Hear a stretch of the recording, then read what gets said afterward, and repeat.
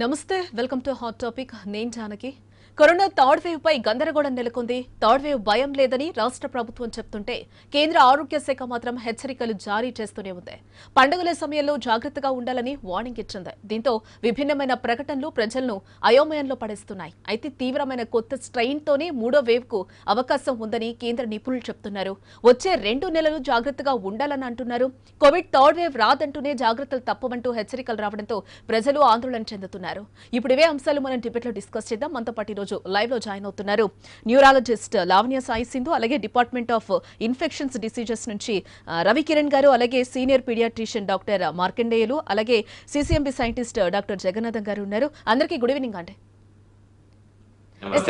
జగన్నాథం గారు మీతోనే స్టార్ట్ చేస్తాను ఏంటి అసలు ఈ గందరగోళం కరోనా థర్డ్ వేవ్ ప్రమాదాన్ని వైద్యులైతే తోసిపుస్తున్నారు ఎందుకు ప్రజలకి ఈ గందరగోళం అసలు థర్డ్ వేవ్ ప్రమాదం ముప్పు ఉందా మనకి ఏంటి మీరేం చెప్తారు ఈరోజు మన ప్రియతమ ప్రధాని శ్రీ నరేంద్ర మోడీ గారి పుట్టినరోజు అండి. ఈ పుట్టినరోజు సందర్భంగా వారికి ఆయురారోగ్య ఐశ్వర్యాలు అత్యధికంగా ప్రాప్తించాలని కోరుకుంటూ వారు దేశానికి చేస్తున్న సేవలను శ్లాఘిస్తూ వారికి జన్మదిన శుభాకాంక్షలు తెలియజేస్తూ మన కార్యక్రమం ప్రారంభం చేద్దాం. ఇప్పుడు మీరు అన్నట్టుగా థర్డ్ వేవ్ గురించినటువంటి 2 రకాలైనటువంటి వార్తలు వింటున్నాం. ఒకటి థర్డ్ వేవ్ వస్తుందని కొంతమంది అంటున్నారు, థర్డ్ వేవ్ వచ్చినా దానివల్ల ప్రమాదం లేదని కొంతమంది అంటున్నారు.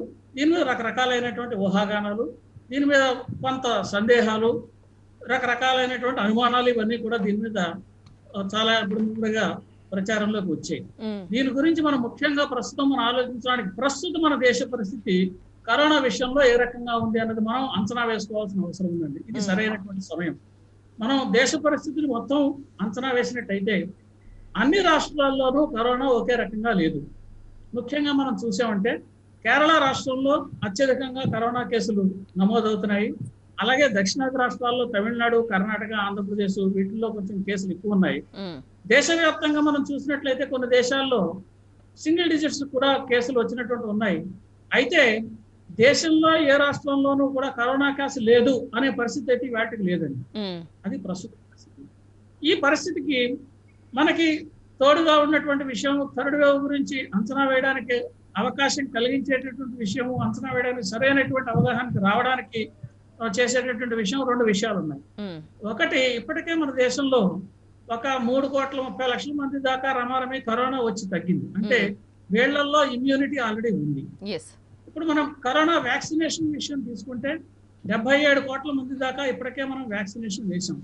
వ్యాక్సినేషన్ ఎవరికైతే వేస్తున్నామో వాళ్ళల్లో కూడా ఇమ్యూనిటీ వస్తుంది. మూడవది, సీరలాజికల్ టెస్టులు చేశారండి. సీరలాజికల్ టెస్ట్ చేస్తే మనకి చాలా ప్రాంతాల్లో తెలిసినటువంటి విషయం ఏమిటంటే 60% మంది దాకా కొంత ఇమ్యూనిటీ వచ్చింది అనేటువంటి విషయం తెలుస్తోంది. అంటే ఈ విషయాలు మనం అన్నింటినీ మదింపు వేసి సరైనటువంటి సమగ్రంగా మనం పరిశీలన చేసి విశ్లేషణ చేసినట్లయితే మనకు తెలిసే విషయం ఏమిటంటే చైనా నుంచి వచ్చినటువంటి కరోనా వైరస్ ని భారతీయ టీకాలతోటి సమర్థవంతంగా ఎదుర్కోగలిగామనేటువంటి ఒక విషయం స్పష్టంగా కనిపిస్తోంది. అయితే ఇది పని పూర్తయిందా అంటే పని పూర్తి కాలేదు. ఎందుకంటే మనం 77 కోట్ల మందికి మాత్రమే మనం వ్యాక్సినేషన్ ఇచ్చాం. ఇంకా వ్యాక్సినేషన్ ప్రక్రియ కొనసాగాల్సిన అవసరం ఉంది. ఇప్పుడు నేను పైన చెప్పినటువంటి అంటే ఒకటి జగన్నాథం గారు ఇంకొక విషయం ఇక్కడ మనం గమనించాల్సింది ఏంటంటే అంటే ఆల్రెడీ చైనాలో కూడా ఎక్కడైతే మనకి ఈ కరోనా అనేది పుట్టిందో మీరు చెప్పినట్టు యాక్చువల్గా ఇప్పుడు మళ్ళీ అక్కడ కూడా కేసెస్ పెరుగుతున్నాయో అనే ఒక విషయం అయితే మనకు తెలుస్తోంది. అంటే దీనివల్ల కూడా ఈ థర్డ్ వేవ్ మీద ఒక గందరగోళం నెలకొంది అని అంటారా? ఇప్పుడు మళ్ళీ మనం అలర్ట్ అవుతున్నామా? తప్పకుండా అలర్ట్ అవుతున్నాం. అలర్ట్ గా ఉండాల్సిన అవసరం తప్పనిసరిగా ఉందండి. కారణం ఏంటంటే ఇప్పుడు మనకి ఉన్న ప్రమాదం దేని నుంచి ఉంది? మ్యూటెంట్స్ నుంచి ప్రమాదం ఉంది. మ్యూటెంట్స్ ఎప్పుడు వస్తాయి? కరోనా వ్యాప్తి తీవ్రంగా ఉన్నప్పుడు, అనేక మందిలో వ్యాప్తి చెందుతూ ఉన్నప్పుడు ఆ కరోనా వైరస్ దానికది ఆ ఎత్తుల్లో అది మల్టిప్లై కావడానికి వచ్చేటటువంటి తనలో చేసుకునేటువంటి మార్పులు ఏవైతే ఉన్నాయో ఈ మ్యూటెంట్స్ వేరియంట్స్ గా పరిణతి చెందుతాయి. ఈ మ్యూటెంట్స్ కొత్తగా ఏమైనా వచ్చాయా? ప్రమాదకరమైన మ్యూటెంట్స్ ఏమైనా వచ్చాయా? మ్యూటెంట్స్ లో కూడా 2 రకాలు ఉన్నాయండి. వీటిని వేరియంట్స్ ఆఫ్ కన్సర్న్ అని ఒకటి అంటారు, వేరియంట్స్ ఆఫ్ ఇంట్రెస్ట్ అని ఒకటి అంటారు. వేరియంట్స్ ఆఫ్ ఇంట్రెస్ట్ అంటే మనం కొన్ని పరిశోధనలు చేస్తే కానీ ఇది ఏం చేస్తుంది, ఎలా పనిచేస్తుంది అనేటువంటి విషయం స్పష్టంగా అర్థం కాదు. అదే కనుక వేరియంట్ ఆఫ్ కన్సర్న్, ముఖ్యంగా మన డెల్టా వేరియంట్ లాంటిది, ఇది అత్యంత ప్రమాదకరమైనటువంటి వేరియంట్. అటువంటి వేరియంట్ ఏమైనా కొత్తగా మనం గుర్తించగలిగామా? ఇంతవరకు అయితే గుర్తించలేదండి. ఎందుకంటే మనకి ఏదైనా ఒక వేరియంట్ గుర్తించినప్పుడు ఈ వేరియంట్ వృద్ధి చెంది ఎక్కువగా వ్యాప్తి చెందాలి అంటే ఇది ప్రారంభమైనటువంటి సమయం నుంచి వ్యాప్తి చెందే సమయానికి, అంటే ఇంతవరకు వెనకటికి వచ్చినటువంటి మ్యూటెంట్ ఏ రకంగా విస్తృతి చెందే అనేటువంటి దాన్ని చేసిన ఆధారంగా మనకి తెలిసేది ఏంటంటే ప్రమాణమే 5 నుంచి 6 నెలలు పడుతుందని. ఇది విస్తృతమైనటువంటి ఒక వేవ్ లో రావాలి అంటే అటువంటి కొత్త రకమైనటువంటి వేరియంట్ ఏది మనకి కనిపించట్లేదు. కాబట్టి ప్రస్తుతం ఉన్నటువంటి పరిస్థితి ఏమిటంటే కొన్ని రిలాక్సేషన్స్ ఇచ్చారు, ఆర్థిక కార్యకలాపాలన్నీ కూడా ప్రారంభమయ్యాయి, స్కూళ్లు తెరిచారు, ఇతర కార్యకలాపాలు కూడా చేస్తున్నాము, పబ్లిక్ ఫంక్షన్స్ కూడా జరుగుతున్నాయి. అయితే మనకి స్కూళ్లు తెరిచిన తర్వాత ఆల్రెడీ కనీసం 15-16 రోజులు అవుతోంది. అయినప్పుడు ఏమైనా అడ్వర్స్ ఈవెంట్స్ ఇంతవరకు మనం ఏమైనా గుర్తించామా? ఎవరికైనా కరోనా వచ్చిన వాళ్ళు చూసామంటే 1-2 కేసుల్లో ఆంధ్ర ప్రాంతంలో అక్కడ కొన్ని కేసులు కనిపించి ఉండొచ్చు, కానీ ఎక్కువగా ఉధృతంగా కరోనా వస్తోంది అనేటువంటి పరిస్థితి లేదు. కారణం ఏంటంటే మనం చేస్తున్నటువంటి వ్యాక్సినేషన్, వచ్చినటువంటి హెర్డ్ ఇమ్యూనిటీ, మనం తీసుకుంటున్నటువంటి జాగ్రత్తలు. ఈ కారణాల వల్ల మనకి ఏం జరుగుతుందంటే కరోనా ఉధృతి ఒక రకంగా కొంత ఉపశమనం పొందాము అనేటటువంటి విషయం కనిపిస్తుంది. అయితే ఈ పొందినటువంటి ఉపశమనం వల్ల థర్డ్ వేవ్ రాదని ఎవరైనా గ్యారంటీ ఇవ్వగలరా? థర్డ్ వేవ్ రాదు అనేటటువంటి గ్యారంటీ ఎవరు ఇవ్వలేరు. ఇందాక మీరన్నట్టుగా కొన్ని ప్రాంతాల్లో ఎక్కువగా ఉన్న కారణంగా, కొన్ని ప్రాంతాల్లో లేని కారణంగా, అంటే దేశవ్యాప్తంగా మనం ఒకే రకమైనటువంటి నియమాలు కూడా అమలు చేయాలంటే అది కూడా అవసరం లేదండి. ఎందుకంటే ఎక్కడెక్కడైతే ఏ ప్రాంతాల్లో కరోనా ఎక్కువగా విజృంభించి ఉందంటే కేరళ లాంటి ప్రాంతాల్లో అక్కడ మనం తీసుకోవాల్సినటువంటి నియంత్రణ చర్యలు అవి ఎక్కువగా ఉంటాయి. ఇప్పుడు ఎక్కడైతే తగ్గుముఖం పట్టిందో, తగ్గుముఖం పట్టి సెకండ్ వేవ్ అంతం అవుతోంది అని కనిపిస్తున్నటువంటి ప్రదేశాలు ఉన్నాయో ఆ ప్రదేశాల్లో ఎకనామిక్ యాక్టివిటీస్ అన్ని ప్రారంభం చేసుకోవచ్చు. మనం వ్యాక్సినేషన్ పెంచే కొద్దీ మనకు రక్షణ కూడా ఎక్కువగా వచ్చేటటువంటి అవకాశం ఉంటుంది. కాబట్టి వ్యాక్సినేషన్ ప్రస్తుతం దేశంలో భారత ప్రభుత్వం ఇస్తున్నటువంటి ఉచిత వ్యాక్సినేషన్ దేశవ్యాప్తంగా అత్యద్భుతంగా కొనసాగుతోంది. ఈ ప్రక్రియ ఇదే రకంగా ఇదే ఫేజ్ లో కనుక కొనసాగితే మనం అనుకునేటువంటి నిర్దేశించినటువంటి లక్ష్యాలు ఏవైతే డిసెంబర్ నెలాఖరు నాటికి దేశంలో ఉన్న ప్రజలు చాలా మందికి 80-90% మంది దాకా కరోనా వైరస్ వ్యాక్సిన్ ఇవ్వాలి అని ఏదైతే నిర్దేశం చేసుకున్నామో ఆ లక్ష్యాలకు చేరువ కావడానికి కూడా ఆస్కారం కనిపిస్తోంది. ఎందుకంటే ఇప్పుడు 1-2 రోజులు మనం ఈ మధ్యన 1 కోటి వ్యాక్సిన్ కోసం ఒకే రోజులు కూడా వేశారు. అంచేత ఏమంటే ఇది పూర్తి స్వదేశీ పరిజ్ఞానం. నేను విషయం ప్రస్తావన చేయదలిచాను. పూర్తి స్వదేశీ పరిజ్ఞానంతో మనం తయారు చేసినటువంటి వ్యాక్సిన్లు. అందుకనే చైనా వైరస్ మీద మనం సాధించినటువంటి విజయము, చైనా వైరస్ మీద మన టీకాలు సాధించిన విజయం అని నేను చెప్పింది. మన దేశంలో కనుక మనం టీకాలు తయారు చేసుకుని ఉండకపోతే మనం ఏ దేశం నుంచి వ్యాక్సిన్ దిగుమతి చేసుకునే పరిస్థితి లేదండి. ఎందుకంటే ప్రతి దేశంలోనూ వాళ్ళ డిమాండ్ వాళ్ళకు ఉంది, ఎవరు ఇచ్చేవాళ్ళు లేరు. మన దేశంలో మనం చేసినటువంటి వ్యాక్సిన్ ద్వారా ప్రజలందరికీ మనం ఏదైతే ఆత్మనిర్భర్ భారత్ అంటున్నామో ఆ దిశగా లావణ్య గారు మీరేమంటారు? అసలు థర్డ్ వేవ్ ఉన్నట్ట లేనట్ట? మనం ఆల్రెడీ సెకండ్ వేవ్ లో ఇంకా మనం కంటిన్యూ చేస్తున్నామా ఏంటి, మీరేం చెప్తారు? నమస్తే అండి, doctor Lasya Sai Sindhu. I am an ENT surgeon and neurotologist. So third wave గురించి చెప్పడం పరంగా అంటే ఇప్పటికైతే మనం ఇంకా థర్డ్ వేవ్ స్టేజ్ లోకి అయితే ఎక్కడ వెళ్ళలేదండి. అండ్ రైట్ నౌ చూసినట్టుగా అయితే maybe we are in the ending of the second wave అని చెప్పాలి. కేసెస్ చూసినట్టుగా అయితే ఇందాక సార్ ఆల్రెడీ చెప్పారు, ఇప్పుడు డ్యూ టు వేరియస్ రీజన్స్, అది జనాల్లో యాంటీబాడీస్ వచ్చినందుకు అవ్వచ్చు, చాలా మంది వ్యాక్సినేట్ అయినందుకు, and herd immunity is also playing a great role అండి. అంటే ఆల్రెడీ చాలా మంది ఈ కరోనా వచ్చి వెళ్ళిన వాళ్ళు ఉన్నారు. అండ్ ఇవన్నీ రీజన్స్ మనం చూసుకున్నట్టుగా అయితే ఇప్పుడు మన India is doing a very good job అండి, ఎక్సెప్ట్ ఆబ్వియస్లీ కేరళ ఒక ప్లేస్ ప్లస్ మిజోరాం, అది కూడా కొంచెం అక్కడ కన్సర్న్ ఏరియా లాగా పెట్టారు మన కంట్రీలో. బట్ ఇది తప్పించి మనం we are doing a good job. And mainly ఒక్కటి ఏంటంటే మనం అందరం ఇప్పుడు పండుగలు వస్తున్నాయి కాబట్టి ఇప్పుడు నేను చెప్తుంది ఏంటంటే మనం కొంచెం జాగ్రత్తగా ఉండాలి. అది కూడా ఏంటంటే పండుగలు వచ్చినప్పుడు ఆబ్వియస్లీ గ్యాదరింగ్ ఎక్కువ ఉన్నప్పుడు ఎవరికి ఉన్న స్ట్రెయిన్ మ్యూటేషన్ చెందే అవకాశం ఎక్కువ ఉంటుంది. అఫ్ కోర్స్ ఇప్పుడు నియర్ ఫ్యూచర్ లో ఉండకపోవచ్చు అండి, ఎందుకంటే ఒకవేళ ఒక మ్యూటేషన్ అయినప్పుడు అది మళ్ళీ వచ్చి స్ట్రాంగ్ అవ్వడానికి కూడా ఒక 5 to 6 months టైం పడుతుందండి. కాకపోతే we do not want the whole scene to repeat. అందుకే మనం ముందు జాగ్రత్తగా ఉండడమే మనకున్న మెయిన్ ఆబ్జెక్టివ్ అండి. అండ్ ఆల్సో వ్యాక్సినేషన్ కూడా ఫస్ట్ డోస్ తీసుకున్న వాళ్ళు చాలా మంది ఉన్నారు, కానీ ఇంకా సెకండ్ డోస్ పడిన వాళ్ళు కూడా చాలా మంది ఉన్నారు. ఇంకా కొంతమంది వ్యాక్సినేషన్ అంటే భయపడుతున్న వాళ్ళు ఉన్నారు. సో వీళ్ళందరికి కూడా చెప్పాలి, మెయిన్ గా మేము ఏం చెప్పాలనుకుంటున్నామంటే, వ్యాక్సినేటెడ్ తీసుకున్న వాళ్ళు ఒకవేళ కోవిడ్ వచ్చినా కానీ వాళ్ళు చాలా ఈజీగా నార్మల్ జలుబు దగ్గులాగా బయటపడ్డారండి. వ్యాక్సిన్ తీసుకొని వాళ్ళు చాలా సీరియస్ అవ్వడం, ఐసీయూస్ కి వెళ్ళడము, ఆక్సిజన్ రిక్వైర్మెంట్ ఉండడము ఇవన్నీ చూసాము. So please get vaccinated. That is what I would like to say. Yes, right. Markandeyulu గారు, గుడ్ ఈవినింగ్ అండి. ఎస్, ఏదైతే మనం పిల్లలకి థర్డ్ వేవ్ వస్తుంది అని అనుకుంటున్నామో అది ఇప్పుడు అందరికీ ప్రజల్లో కానీ తల్లిదండ్రుల్లో కానీ ఒక గందరగోళం అయితే నెలకొన్న పరిస్థితి. అంటే అది ఇప్పుడు కొంచెం వీడిందనే అనుకోవచ్చు అని అంటారు ఇప్పుడున్న పరిస్థితుల్లో?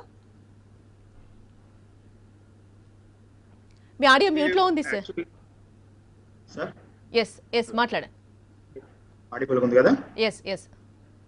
ఇప్పుడు మనము యాక్చువల్లీ థర్డ్ వేవ్ గురించి జగన్నాథం గారు చెప్పినట్టు చాలా అపోహలు వస్తుందని, కొంత డిబేట్, అలాగే రాదు అని, ఇప్పట్లో రాదని, what ever various debates going on. But వాస్తవానికి చూసుకుంటే సార్ చెప్పినట్లు మనకి 2 డోసులు 20% లో ఆల్రెడీ కవర్ చేశారు. ఇప్పుడు ఇండియాలో ఆల్మోస్ట్ 60% కి 1 డోస్ అయిపోయి ఉంది. జగన్నాథం గారు చాలా వెల్ గా డిఫైన్ చేసినట్లే మనకి త్వరితగతిన వ్యాక్సిన్ 100% కవరేజ్ దిశగా మనము అడుగులు వేయాలి. దానికి సమిష్టిగా మనం హెల్త్ డిపార్ట్మెంట్స్ అవనేయండి, గవర్నమెంట్ సెక్టర్ అవనేయండి, ఇవన్నీ ఆ డైరెక్షన్ లో పోవటం చాలా ఉత్తమం. ఎందుకంటే ఇప్పుడు హర్డ్ ఇమ్యూనిటీ అవనేయండి, వ్యాక్సిన్ వల్ల అవనేయండి, లేకపోతే మనకున్న జాగ్రత్తలు మనం పాటించడం, ఓవరాల్ గా ఇమ్యూనిటీ కూడా మన భారతదేశీయులకి మంచిగా ఉందని వీ బిలీవ్. ఆహారపు అలవాట్ల వల్ల అవనియండి, వీటన్నిటితో మనము మిగతా దేశాలతో కంపేర్ చేసుకుంటే ఈ విపత్తును చాలా సింపుల్ గానే మనం ఫేస్ చేసి ఉన్నాం. మోర్టాలిటీ అవని, మార్బిడిటీ అవని మిగతా దేశాలతో. సో అలా అని చెప్పి రిలాక్స్ అవ్వాల్సిన టైం అయితే డెఫినెట్లీ నియర్ లో లేదు. డెఫినెట్లీ మేబీ డెల్టా వేరియంట్ లాగాను విరులెంట్ స్ట్రెయిన్ మళ్ళీ రాపోవచ్చు. ఇప్పుడైతే there is strain going on, కేసులు బయటపడుతూనే ఉన్నాయి. ఇక పిల్లల్లో చూసుకుంటే వాళ్ళకి వ్యాక్సిన్ ఇంత మటుకు బిలో 18 వేయలేదు కాబట్టి, పెద్దవాళ్ళకు వచ్చిన, ఫ్యామిలీలో వచ్చినా కానీ వాళ్ళు పార్ట్ ఆఫ్ ఫ్యామిలీ కాబట్టి వాళ్ళకి పాజిటివ్ వచ్చే అవకాశాలే వస్తూ ఉన్నాయి. సెకండ్ వేవ్ లో కూడా చాలా మంది పిల్లల్లో పాజిటివ్ వచ్చి హోమ్ కేర్ తోనే రికవర్ అయ్యారు. గుడ్ థింగ్, వాళ్ళకున్న గుడ్ ఇమ్యూనిటీ అవనియండి, పానిక్ నెస్ లేకపోవడం వల్ల అవనియండి, మంచి రికవరీ ఉంది. వాళ్ళకి ఐసీయూ దాకా మోర్టాలిటీ చాలా తక్కువ ఉంది. సో వీ హోప్ ఈ కరోనా విషయంలో మనము, అది సింపుల్ వైరస్ అని మనకు తెలుసు, is respiratory tract infection virus అని, మోర్టాలిటీ అంత మనం పానిక్నెస్ యాడ్ అవడం వల్ల ఇన్ఫ్రాస్ట్రక్చర్, హెల్త్ ఇన్ఫ్రాస్ట్రక్చర్ సపోర్ట్ చేసే అంత కూల్ గా దాన్ని హ్యాండిల్ చేయలేకపోయాం. సో సెకండ్ వేవ్ మనం ప్రిపేర్ అవ్వకపోతాన we have faced lot of mortality. So పిల్లల్లో కూడా మనము వస్తుంది అని ఇట్లా ఆర్టిఫిషియల్ గా మీడియా అవనియండి, కొన్ని వర్గాలు కానీ అలా క్రియేట్ చేయడం అనేది భావ్యం కాదు. ఎందుకంటే పిల్లల్లో వచ్చింది అన్నది సైంటిఫిక్ రీజన్ అయితే లేదు. వచ్చినా కానీ అది సింపుల్ వైరల్ డిసీజే. వాళ్ళు ఏదో టైఫాయిడ్ లాగానో మలేరియా లాగా తీసుకుంటారు పిల్లలు, వాళ్ళ పానిక్నెస్ అనేది క్రియేట్ అవ్వదు. పేరెంట్స్ వరి అయ్యి వాళ్ళు పరుగులు తీసి ఇది చేసుకోవడం తప్పితే, పిల్లల్లో they have a happy souls. So they take like any other fever. So even corona అన్నా కానీ దే లైక్ మమ్మీ ఉంది, డాడీ ఉంది, డాక్టర్ ట్రీట్ చేస్తారన్న కూల్నెస్ లోనే వాళ్ళు బయటపడుతున్నారు తప్పితే, మనలాగా యాక్చువల్లీ పెద్దవాళ్ళు ఏమవుతుందంటే దానికి టూ మచ్ ఆఫ్ పానిక్నెస్ యాడ్ అవడం వల్ల లాట్ ఆఫ్ సిస్టమాటిక్ చేంజెస్ మన బాడీలో, ఎన్నో మెటబాలిక్ చేంజెస్ జరుగుతూ ఉంటాయి. యాసిడ్ బేస్ బ్యాలెన్స్ అవని, అవన్నీ కూడా ట్రీట్మెంట్ కి సహకరించని విధంగా, చిన్న జ్వరానికి కూడా తగ్గని విధంగా కొన్ని కేసులు మనం చూస్తున్నాం మనం క్లినికల్ ప్రాక్టీషనర్స్ గా. సో ఈ పానిక్నెస్ ని పక్కన పెట్టేసి ఇప్పుడు థర్డ్ వేవ్ వస్తుందా రాదా అన్న దానికంటే ఇంకొంతకాలం మనం పూర్తి జాగ్రత్తలు, మన ప్రెషర్స్ వన్స్ పిల్లలను కూడా పూర్తిగా సంరక్షించే విధంగా ఇప్పుడు ఎట్లా వాళ్ళని 3-fold కవరేజ్ లో వాళ్ళని ప్రొటెక్ట్ చేస్తూ వచ్చాము ఇన్ని రోజులు. స్కూల్ పంపినా సరే అన్ని జాగ్రత్తలు వాళ్ళకి టీచ్ చేస్తూ, స్కూల్ కూడా వాళ్ళ టీచర్స్ తో కోఆర్డినేట్ చేసుకుంటూ, మనం పేరెంట్స్ గా మన బాధ్యతను మనం నిర్వర్తిస్తూ, అవేర్నెస్ క్యాంపెయిన్స్ మన మెడికల్ కమ్యూనిటీలో కూడా సొసైటీ క్యాంపెయిన్స్ ఎక్కువ చేస్తూ దీని మీద అవగాహన కల్పించాలి.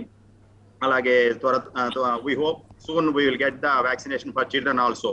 ఆ దిశలో కూడా చాలా వర్క్ జరుగుతూ ఉంది. సో వాళ్ళ డోస్ అడ్జస్ట్మెంట్స్ అవనేయండి, ఎలా చేయాలన్న దాని మీద ఆల్రెడీ ప్రాసెస్ గోయింగ్ ఆన్.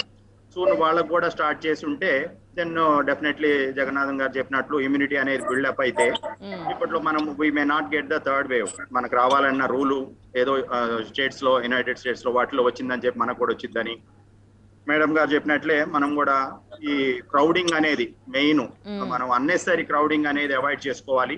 ఈ లగ్జరీ ఈ సినిమా హాల్స్ అవనియండి, ఈ ఫంక్షన్స్, వాటిని ఎంత తగ్గించుకొని మనం జాగ్రత్త వహిస్తే అంత స్ప్రెడ్ అనేది తగ్గుతుంది. అక్కడ ఒక case in a cool way May goes on for months two years, but అది మ్యాటర్ కాదు. సెకండ్ వేవ్ లాగా విపత్తుని మనము చేతులారా తెచ్చుకోకుండా జాగ్రత్త పడాల్సిన అవసరం అయితే మనందరి మీద, పబ్లిక్ కి అవేర్నెస్ చేయాల్సిన బాధ్యత మెడికల్ సిస్టమ్ మీద, అలాగే పబ్లిక్ కూడా దాన్ని ఒక కూల్ వేలో ఆలోచించి ఒక పద్ధతిగా దాన్ని అందరం సమిష్టిగా ఎదుర్కోవాల్సిన అవసరం అయితే ఖచ్చితంగా పబ్లిక్ లో నేను వాళ్ళకి ఫ్రెండ్లీ అడ్వైజ్ చేస్తున్నాను. ఈ చిల్డ్రన్స్ విషయంలో కూడా లైక్ కామన్ కోల్డ్ లాగానే ఇప్పుడు ఎన్నో డెంగ్యూ ఫీవర్ చూస్తున్నాము, సీజనల్ వైరల్ ఫీవర్ చూస్తున్నాము. ఇట్స్ లైక్ సిమ్టమాటిక్ ట్రీట్మెంటే దానికి మనకు తెలుసు. సింపుల్ జాగ్రత్తలు. అంటే మార్కండేయులు గారు మీరు చెప్పినట్టు ఇప్పుడు మనం చూసుకుంటే కరోనా కంటే కూడా ఇప్పుడు ఎక్కువ మనకి సీజనల్ డిసీజెస్ తోనే పిల్లలు కూడా ఎక్కువగా ఇప్పుడు బాధపడుతున్నట్లుగా తెలుస్తోంది. అవును. సో ఆ డిసీజెస్ మీద వాటికి కూడా శుభ్రత, మంచి శానిటైజేషన్ వాటికి కూడా అవసరమే కాబట్టి ఆ డిసీజ్ మీద ధ్యాస పెట్టాలి పేరెంట్స్. వ్యాక్సినేషన్, రొటీన్ వ్యాక్సినేషన్ చాలా మంది మిస్ అవుతున్నారు ఈ భయంతోనో, ఎస్పెషల్లీ హాస్పిటల్స్ కి వెళ్తాం భయమో, లేకపోతే బిజీ షెడ్యూల్ అనో, ఈ ఇళ్లకి పరిమితమై కొంతమంది రొటీన్ ఎన్నో రకాల 14-15 రకాల జబ్బులు మనం కామన్ గా వ్యాక్సిన్ తీసుకోకపోతే వచ్చే అన్నిటి బారిన కూడా పడుతున్నారు. వాటి మీద దృష్టి పెట్టి రొటీన్ స్టైల్ ని సార్ చెప్పినట్లు, జగన్నాథన్ గారు వివరించినట్టు అన్ని పనులు చేసుకోవచ్చు మనం ఇక మొత్తము with alertness of mind and health consciousness. మంచి హెల్తీ డైటరీ హ్యాబిట్స్ అవనియండి, ఏదన్నా ఇబ్బందులు ఉన్నప్పుడు వెంటనే చూపించుకోవడం అని, మామూలు కంటే కూడా ఎక్కువ అలర్ట్నెస్ అనేది మనం క్రియేట్ చేసుకొని with all the precautions we can go head with normal routine activities. ఏదో ప్లేసెస్ లో ఇప్పుడు కేరళలో అవుట్ కొంచెం ఎక్కువగా కేసెస్ ఉన్న కాడ అఫ్ కోర్స్ సార్ చెప్పినట్లు we have to follow the different policies. But overall మనం ఇళ్లకు పరిమితం అవ్వాలో, జాబులు కాంప్రమైజ్ చేసుకోవాలో, లైఫ్ స్టైల్ కాంప్రమైజ్ చేసుకోవాలో అలాంటి అవసరం అయితే లేదు. So same time 100% alertness towards this 100% అవసరము. ప్లస్ గవర్నమెంట్ కూడా ఇదే ఇంట్రెస్ట్ ని కంటిన్యూ చేస్తూ వ్యాక్సినేషన్ 100% కంప్లీట్ అయిన దాకా ఈ ప్రాసెస్ ఆపకుండా చేయాలి. పిల్లల్లో కూడా త్వరితగతిలో ప్రోటోకాల్స్ వచ్చేసి మనము research based protocols we have to follow and vaccinate them also. ఇవన్నీ చేసుకుంటూ corona is not a big this thing. ఒక 2 విపత్తులు అయితే మనం ఫేస్ చేసాం, 2 వేవ్స్ ని, చాలా నష్టము, చాలా పానిక్నెస్. బట్ అది సెకండ్ టైం మనం చేతులారా చేసుకుందని చెప్తాము, ఎందుకంటే అది మనం prepared, we are not prepared for that. Hospital sectors అవని ఇవి పానిక్నెస్ అనేది మనం కంట్రోల్ చేయలేకపోయాం. డిసీజ్ కాదు, పానిక్నెస్ తో చాలా మోర్టాలిటీ అనేది, మార్బిడిటీ కూడా వీ హావ్ ఫేస్డ్.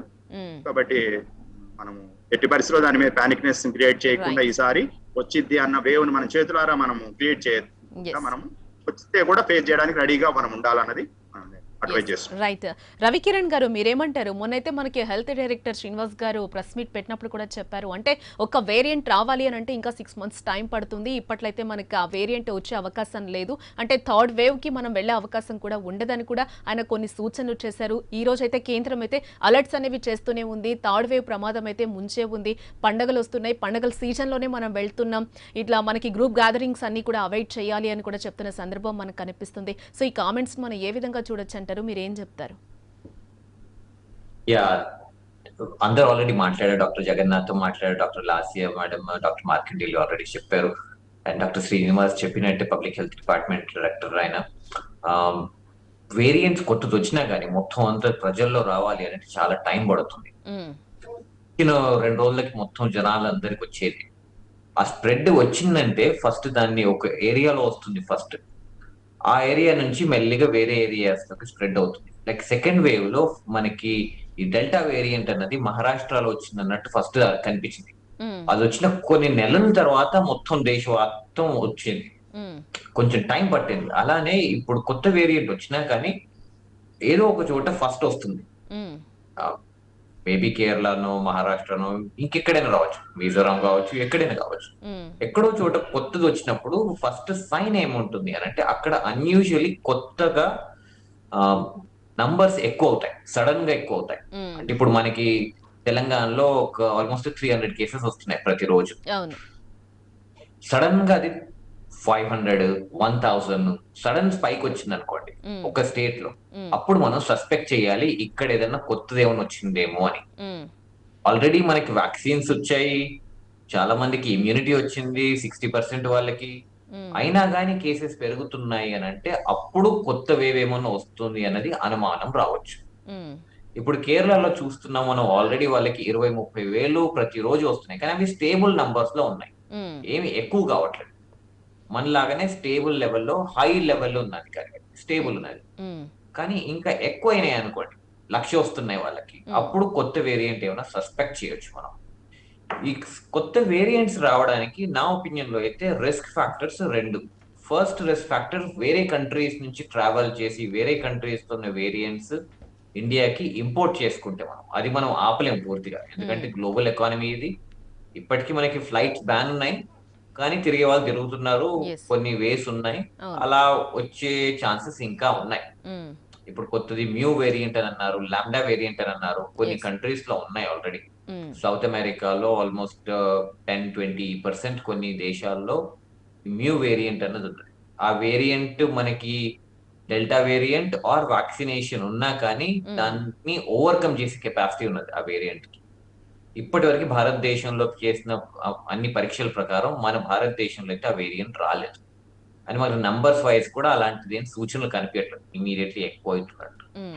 సో బయట నుంచి వచ్చే ఛాన్సెస్ ఫస్ట్. సెకండ్ ఛాన్స్, ఇట్లనే హై నంబర్స్ చాలా రోజులు ఉన్నాయనంటే ఏదో ఒక రోజు వేరియంట్ మళ్ళీ కొత్తది క్రియేట్ అయ్యే ఛాన్స్ ఉంటుంది. వేరియంట్ క్రియేట్ అయినా కానీ బయట నుంచి వచ్చినా, ఇండియా నుంచి వచ్చినా, వేరియంట్ స్ప్రెడ్ కావాలి అని అంటే మనకు అందరికి తెలుసు కొన్ని వేస్ దానికి స్ప్రెడ్ కావడం.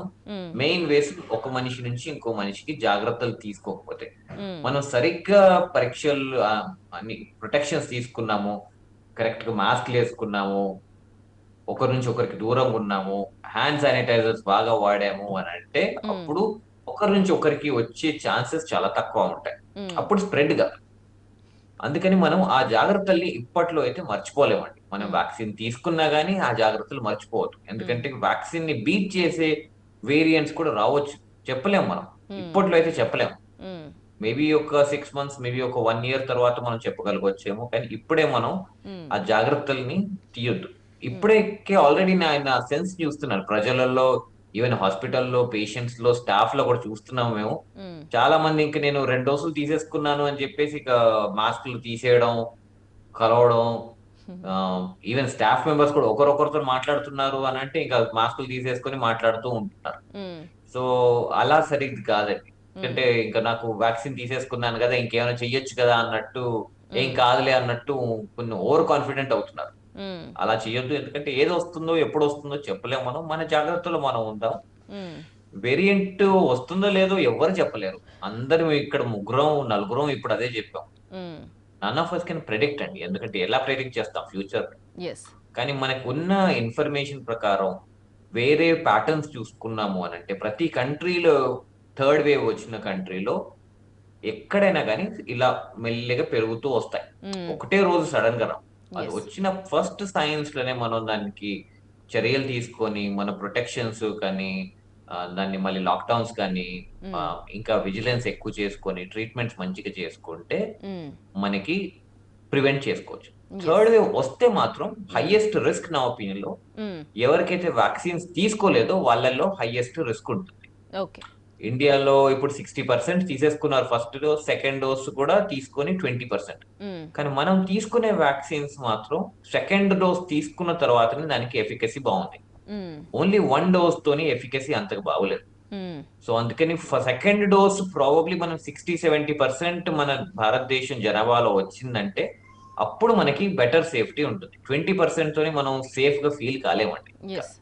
అంటే మనకి ఇంకా చాలా చాలా ఇంకా లూప్ హోల్స్ ఉన్నాయి, అది మొత్తం ఫిల్ కావాలంటే ప్రాబ్లీ ఈ సంవత్సరం చివరి వరకు అవుతుంది.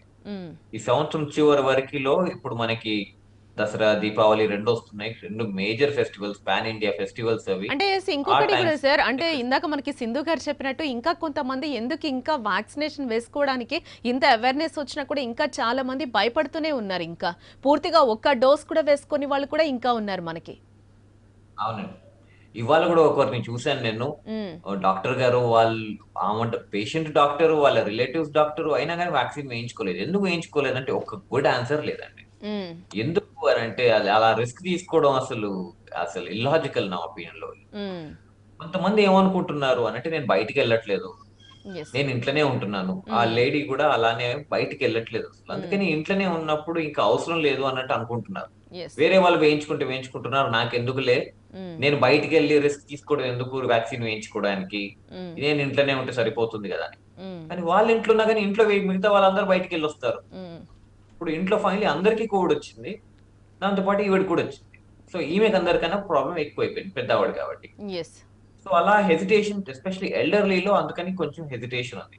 సెకండ్ హెజిటేషన్ ఏంటంటే కొంచెం నొప్పి అవుతుందో జ్వరం వస్తుందో అనే భయం ఇంకా ఉన్నది అందరికి. ఆ భయంతో ఇంకా ఎస్పెషల్లీ మీరు చూసారంటే సెకండ్ డోస్ లో ఇప్పటికి మనం చాలా వెనకబడిపోయి ఉన్నాం. ఫస్ట్ డోస్ తీసుకున్నప్పుడు కొంచెం జ్వరం నొప్పి అలా వస్తుంది, అమ్మో నాకు అలా ఫస్ట్ డోస్ వేసుకుంటే కోవిషీల్డ్ వేసుకుంటే నాకు నొప్పి వచ్చింది, నేను ఇంకా వేయించుకోను అని చెప్పి కొంచెం మంది హెజిటెంట్ లో ఉన్నారు. ఒకటి వేసుకున్నాం కదా చాలు కదా అన్నాడు. సో అందుకని ఇంకా కొంచెం డిలే ఉన్నది. కానీ నా ఒపీనియన్ ఫైనలీ క్యాచ్అప్ అవుతారు, అందరూ వేయించుకుంటున్నారు కాబట్టి ఇంకా సోషల్ ప్రెషర్ కొంచెం క్రియేట్ అయ్యి అవుతుంది. కానీ లాస్ట్ 20-30% మాత్రం మనం స్ట్రగుల్ అవుతాం. ప్రతి కంట్రీలో అదే స్ట్రగుల్ ఉంది.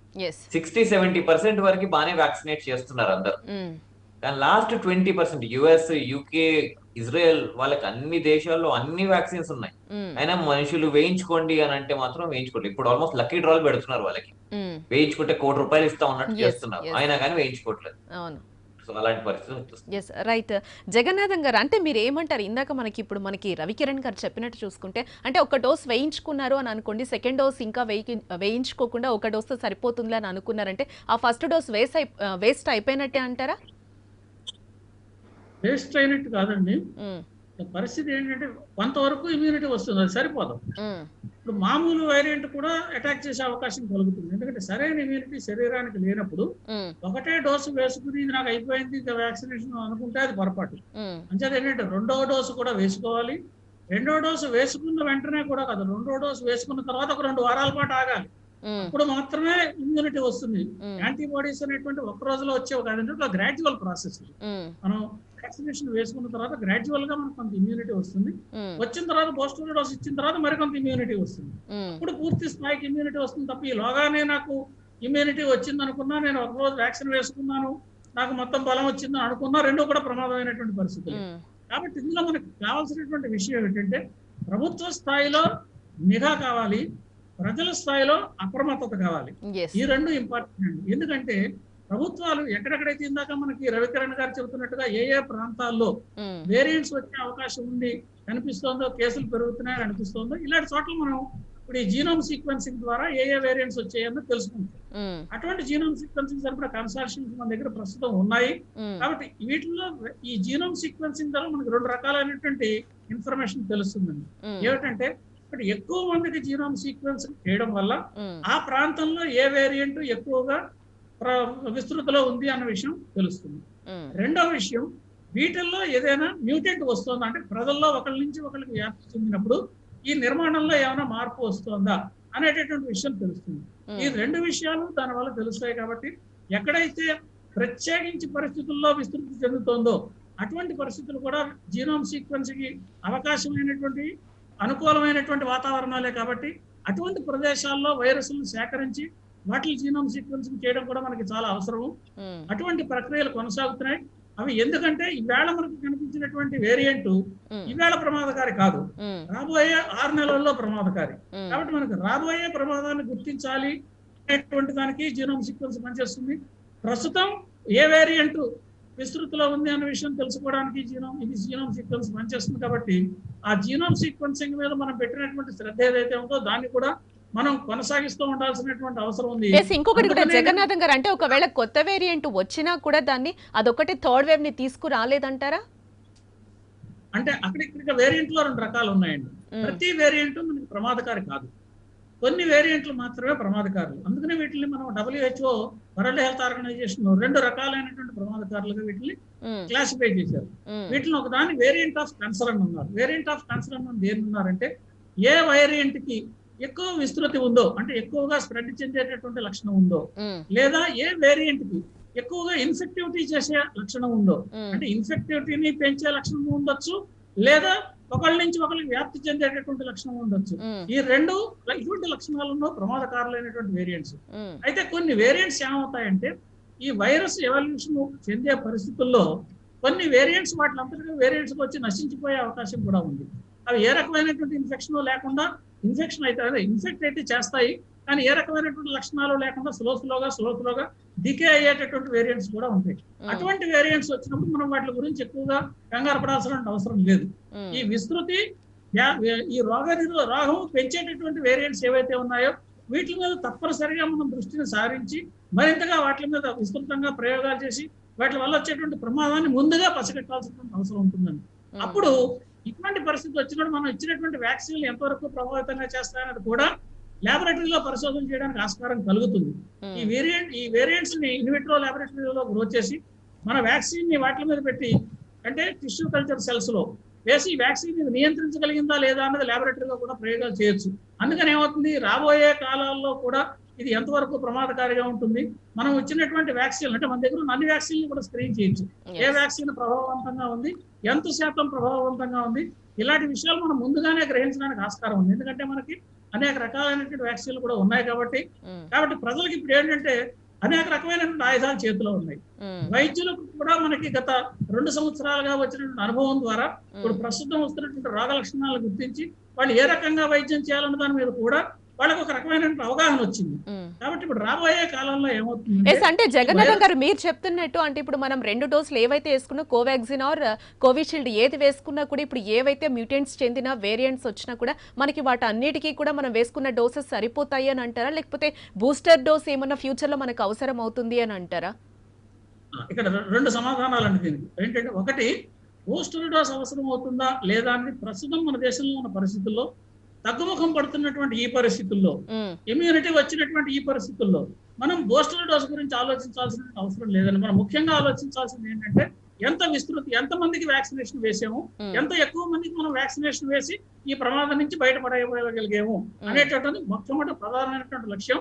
ఆ లక్ష్యం మీద మనం వెళ్ళాలి. అంటే బూస్టర్ డోస్ కోసం మనం ప్రస్తుతం ఆలోచించాల్సిన అవసరం లేదు.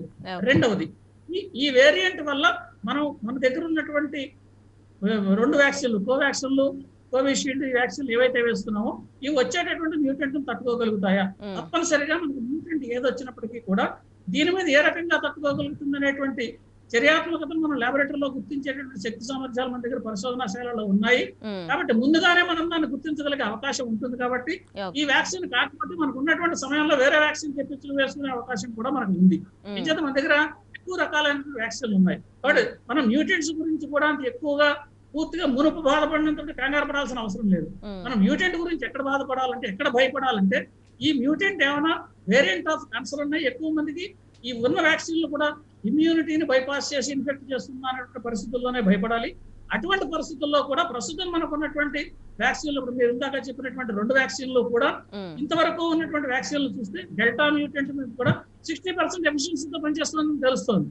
అంటే పూర్తిగా ఇన్ఎఫెక్టివ్ కాదు, వ్యాక్సిన్ ఎఫెక్టివిటీ ఉంది, కొంత శాతం తగ్గుతుంది. కాబట్టి వైద్యులు వైద్యం చేయడం ద్వారా ఒకవేళ రోగం వచ్చినప్పటికీ కూడా దాన్ని తగ్గించేటువంటి అవకాశాలు ఉన్నాయి. కాబట్టి రాబోయే కాలంలో మనకు జరిగేది ఏంటంటేనండి, ఇప్పుడు పాండమిక్ ఉంది, ఇది ఎండమిక్ గా మారుతుంది. అంటే ఏమవుతుంది, మన మధ్యలోనే ఉంటుంది. మన మధ్యలోనే ఉన్నప్పుడు ఎక్కడైనా కొన్ని ప్రాంతాల్లో విస్తృతంగా ఒకటి జిల్లాల్లో కానీ ఒకటి తాలూకాల్లో కానీ కరోనా వ్యాక్సిన్ పెరిగితే కేవలం కొన్ని హాస్పిటల్స్ లో వాటికి ప్రత్యేకించుకుని వార్డులు ఏర్పాటు చేసి అక్కడ ట్రీట్మెంట్ చేస్తే సరిపోయే పరిస్థితులు రాబోయే కాలంలో మన దగ్గరలో వస్తున్నాయండి.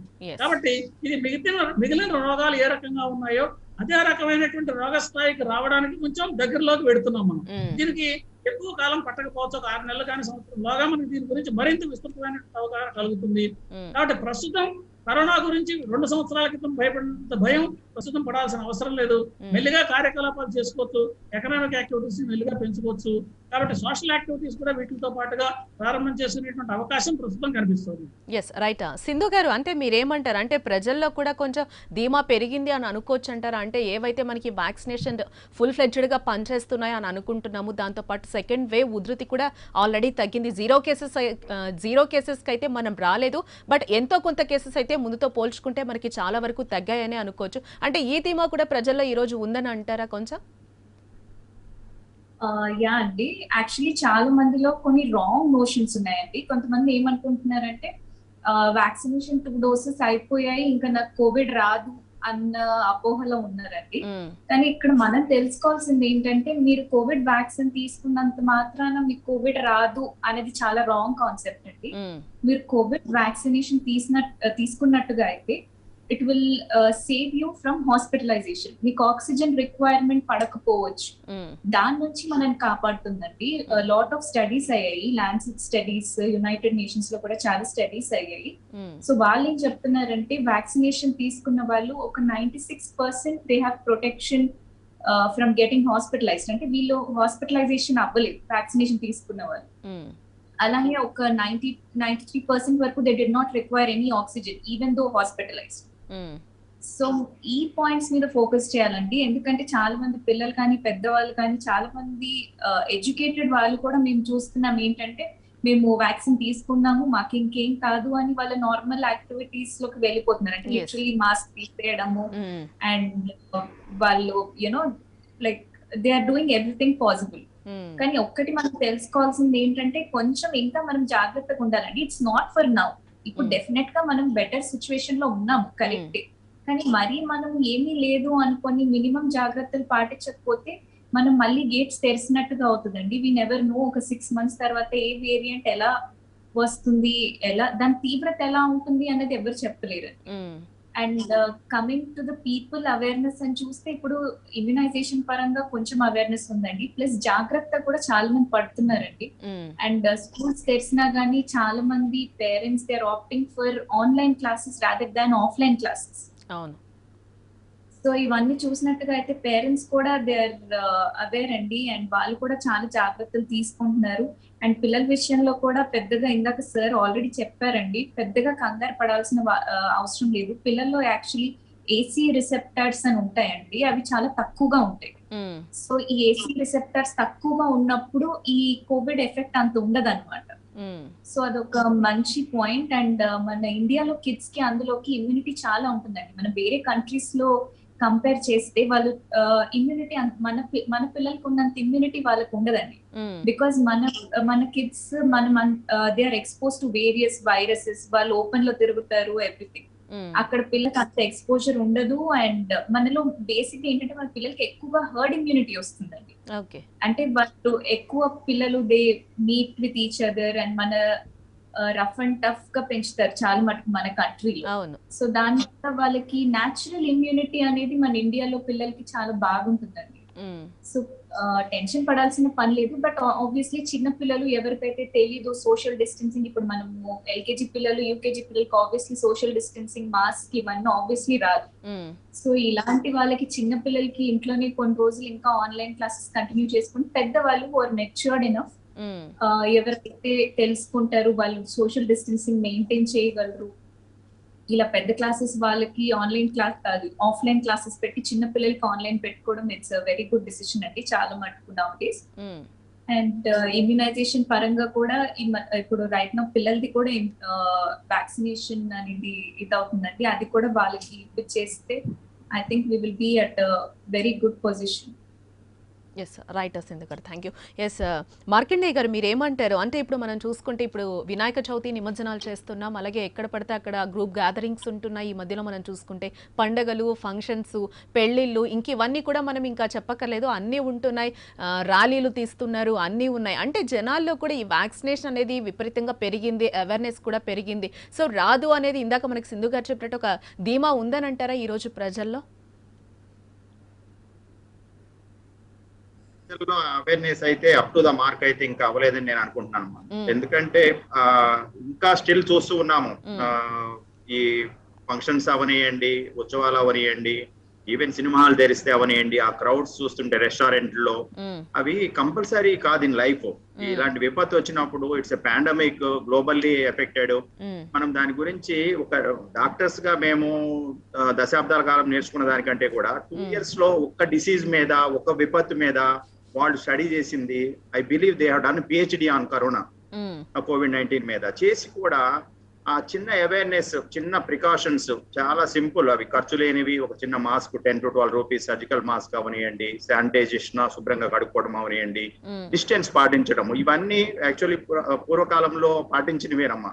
అంత శుభ్రత కోసము కాళ్ళు చేతులు కడుక్కోవడం Yes. ఇవన్నీ ఇప్పుడు మనం కల్చర్ టోటల్ గా మారిపోవడం వల్ల ఆ శుభ్రత ఎన్నో రకాల రోగాలకి మనం మాట్లాడుకుంటున్న కరోనా ఒక్కటే కాదు, ఎన్నో పదుల్లో రోగాలు మనం చేతులారా తెచ్చుకుంటున్నాం హైజీన్ తగ్గడం వల్ల అవనియండి.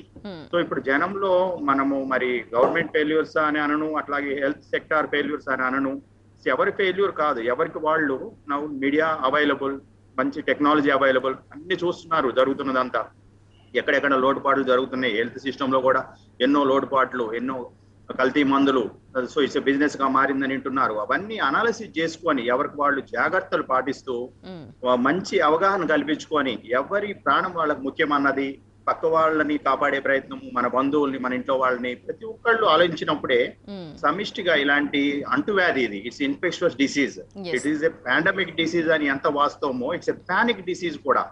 సో ఆ పానిక్నెస్ తో మన సిస్టమ్ లో అన్ని సిస్టమ్స్ టోటల్లీ డిగ్రేడ్ అయిపోతాయి. ఒక టెన్షన్ లో ఉన్న వ్యక్తి, ఒక డిప్రెషన్ లో ఉన్న వ్యక్తి ఎలా ఫుడ్ ఇంటేక్ తగ్గించేసి లేకపోతే సిస్టమ్ ఫెయిల్యూర్ అయిపోయి డెత్ దాకా వెళ్ళిపోతాడో, ఇది కూడా అదే పానిక్నెస్ లో నాకు ఉందేమో అన్న పానిక్నెస్ టెస్ట్ ఇచ్చి ఆ 48 hours 24 hours వెయిట్ చేసినంతసేపు పానిక్నెస్, తిన్నది కూడా అరిగి వంట పట్టకుండా, అలాగే వచ్చిన తర్వాత పానిక్నెస్ వచ్చింది మరి ఏమైందో కాంప్లికేషన్స్ అని, ఆ కాంప్లికేషన్ అవుతున్నప్పుడు పానిక్నెస్. ఇప్పుడు అడల్ట్స్ లో అదే ప్రాబ్లం అయ్యే సెకండ్ వేవ్ లో వీ హావ్ ఫేస్డ్ హ్యూజ్ మూల్యం చెల్లించుకున్నాం మనం అందరమే. సో అలా పోతున్నాం తప్పితే నెగిటివిజం లో ఇంత నేర్చుకుని కూడా ఒక డిసీజ్ మీద 2 years మొత్తం స్టడీ చేయడం అంటే common man is 10th pass అనే వాళ్ళు కూడా, లే మ్యాన్ కూడా మొత్తం నేర్చుకున్నట్టే దాని గురించి. బికాజ్ నథింగ్ టు లెర్న్, అదేం జీన్ స్ట్రక్చర్ అవసరం లేదు వాళ్ళకి, లేకపోతే జెనెటిక్ కంపోజిషన్ లేకపోతే మెడిసినల్ ప్రాపర్టీ అవసరం లేదు. ఇట్స్ లైక్ సిమ్టమాటిక్ ట్రీట్మెంట్ ఉన్న చిన్న అంటువ్యాధి, like a common cold. It's like cold virus, it's been described. ఎప్పుడో దశాబ్దాలు యుగాల క్రితమే ఈ వైరస్ అనేది మనం బుక్స్ లో మళ్ళీ ట్రేస్ చేసినప్పుడు ఉంది. సో అప్పటి నుంచే అది కామన్ కోల్డ్ గా ఉంది. కానీ ఎప్పుడు ఇలా కాకపోతే ర్యాపిడ్ గా స్ప్రెడ్ అయ్యి కొన్ని మ్యూటేషన్స్ జరిగి ఇలా జరిగింది మటుకి 2 years లో మనం చూసాము. సో దాన్ని ప్రజల్లో నేను ఒకటే వాళ్ళకి అడ్వైజ్ చేసేదంటే, మన మెడికల్ సెక్టార్ కూడా మన బాధ్యతగా మన అవేర్నెస్ ప్రోగ్రామ్స్ ని విస్తృతంగా చేయాలి పాసిబుల్ వరకు ప్రజల్లో, మన బాధ్యతగా. రెండోది గవర్నమెంట్ కూడా ఈ దిశగా వాళ్ళని ఇంకా అవేర్నెస్ చేసే దిశగా, మొదట్లో దానికి ఏం తెలియనప్పుడు లాక్డౌన్లు పెట్టి లేకపోతే కర్ఫ్యూలు పెట్టి ఇలా ఎలా చేసిందో అవేమి ఇప్పుడు అవసరం లేదు. Just need to create awareness, positive awareness in a cool way. ఈ రోజు కూడా మనము దాని గురించి రిలాక్స్ అయిపోయి టోటల్ గా ఒక మంచి జగన్నాథం గారు చెప్పిన విధంగా ఒక సైంటిఫిక్ వ్యూ ని డెవలప్ చేసుకొని, ఇంకేదైనా సింపుల్ మెడిసిన్ ఒకటి యాంటీవైరల్ వచ్చిద్దా పర్టికులర్ గా టు దిస్ వైరస్, అది మనం స్టార్ట్ చేసుకోవచ్చు విత్ ఇన్ ఏ మంత్స్. దాన్ని మనము కానీ గెలవగలిగితే it's like a common cold, మామూలుగా ఇన్ఫ్లుయెంజా కోల్డ్ లాగానే సిమ్టమాటిక్ గా. అలాంటి మెడిసిన్ తయారు చేసేది ఆలోచిద్దాం, అలాగే వ్యాక్సిన్ స్టాండర్డైజ్ చేసేది ఆలోచిద్దాం. కొత్త వేరియంట్స్ ఏమైనా వస్తున్నాయా అన్న దాని మీద ఎక్కువ రీసెర్చ్ నిఘా పెడదాం. ఈ వ్యాక్సినేషన్ అందరికీ వేసుకునే విధంగా ఎన్నో అపోహలు మేడం గారు చెప్పిన విధంగా అవనేయండి, జగన్నాథ్ గారు చెప్పిన విషయం అవనేయండి, చాలా మంది భయంతోనే ఉన్నారు. ఇంకా వాస్తవం అది. కొన్ని తండాలు, బ్యాక్వర్డ్ ఏరియాస్ ఎంతో ఎడ్యుకేటెడ్ వాళ్ళు కూడా. సో వాళ్ళకి మోటివేట్ చేద్దాం వేరియస్ మీడియా ద్వారా కానీ, మనకు సందర్భాలను బట్టి మన అవేర్నెస్ క్యాంపెయిన్స్ చేద్దాం, చేసి మరి హెల్త్ సెక్టార్ తో కోఆర్డినేట్ చేసుకొని, ప్రభుత్వాలతో కోఆర్డినేట్ చేసుకొని చేయడం వల్ల ఏమైందంటే క్లియర్ అవగాహన ప్రజల్లో రావాలి తప్పితే వచ్చి కూల్ అట్మాస్ఫియర్ లో దీన్ని సైంటిఫిక్ గా ప్లస్ జనరల్ గా కూడా ఆలోచించి దాన్ని ఫేస్ చేసి maybe few months 2 years will have total win over this అని నేను అనుకుంటున్నాను. అది జరిగేది అంటే ఫస్ట్ వచ్చిన పాండమిక్ కి ఇప్పటికే అయితే మీరు చెప్పినట్టు అందరం కూడా కొంచెం ప్రిపేర్ అయ్యే ఉన్నాము. అంటే ఎలాంటి మనము తగిన జాగ్రత్తలు తీసుకోవాలి, సూచనలు చేసుకోవాలి. ఆల్రెడీ వ్యాక్సిన్ కూడా చాలా వరకు తీసుకునే ఉన్నాం కాబట్టి అందరూ స్వీయ జాగ్రత్తలు ఇంకా పాటిస్తూనే ఉండాలి. మనం కరోనాతోనే సహజీవనం చేస్తున్నట్టు మనకి ప్రభుత్వాలు చెప్తున్నట్టు కూడా అలాగే ఉన్నాం. Yes right. రవికిరణ్ గారు, మీరు ఫైనల్ గా ఏమంటారు? అంటే థర్డ్ వేవ్ వచ్చే అవకాశం ఉందో లేదో కూడా ఇప్పుడు ఎవరికి తెలియని పరిస్థితి అయితే ఉంది. జాగ్రత్తలు అయితే మనం తీసుకుంటూనే జీవించాల్సిన సిచ్యువేషన్ అయితే ఉంది. అంటే ఈ థర్డ్ వేవ్ వచ్చినా కూడా మన ప్రభుత్వాలు కావచ్చు, హాస్పిటల్స్ కావచ్చు, ఎదుర్కోవడానికి మనం సిద్ధంగా ఉన్నామని అంటారా? పూర్తిగా అయితే లేవండి ఆనెస్ట్లీ. కొంచెం వరకు సెకండ్ వేవ్ తో రెడీ అయ్యాము.